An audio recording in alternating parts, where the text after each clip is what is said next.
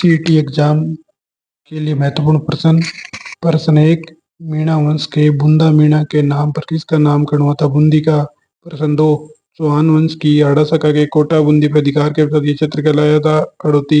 प्रश्न 3, ढूंढाड़ प्रदेश के अंतर्गत आता है जयपुर के आसपास का क्षेत्र।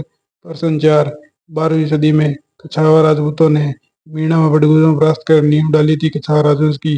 प्रश्न 5, ढूंढाड़ प्रदेश की भाषा कहलाती ढूंढाड़ी। प्रश्न 6, मेवात क्षेत्र के अंतर्गत आता है अलवर और भरतपुर। प्रश्न 7, हल्दी घाटी युद्ध में एकमात्र मुस्लिम सेनापति था हकीम खां सूरी। प्रश्न 8, खानवा युद्ध में एकमात्र मुस्लिम सेनापति था हसन खां मेवाती। प्रश्न 9, हल्दी घाटी युद्ध में एकमात्र मुस्लिम इतिहासकार था बंदायूनी। प्रश्न 10, हल्दी घाटी युद्ध का आंखों देखा वर्णन किस इतिहासकार ने किया है? बंदायूनी। प्रश्न 11, हल्दी घाटी युद्ध को गोबुंदा का युद्ध किस इतिहासकार ने कहा है? बंदायूनी ने। प्रश्न 12, हल्दी घाटी युद्ध को खबनौर का युद्ध किसने कहा है? अबुल फजल ने।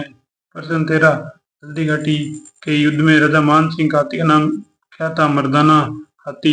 प्रश्न 14, हल्दी घाटी युद्ध में राणा प्रताप की विजय किस ग्रंथ में बताई गई है? राज प्रशस्ति और राजविलास में। प्रश्न 15, राजस्थान की एकमात्र मुस्लिम रियासत थी टोंक रियासत।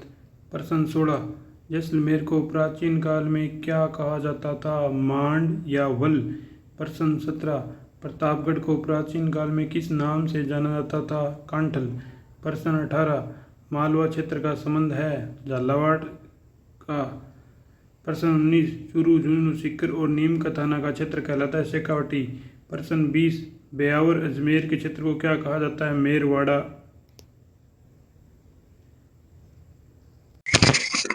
प्रश्न 21, इतिहास जानने के स्रोतों को मुख्य रूप से दो भागों में विभाजित किया गया है।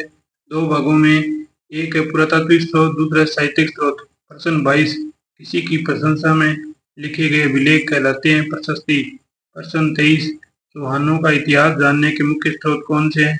बिजोलिया, पटियाला, प्रतिहार लेख। प्रश्न 24, रावल समर सिंह के युग की जानकारी देने वाला शिलालेख है चिरवा शिलालेख।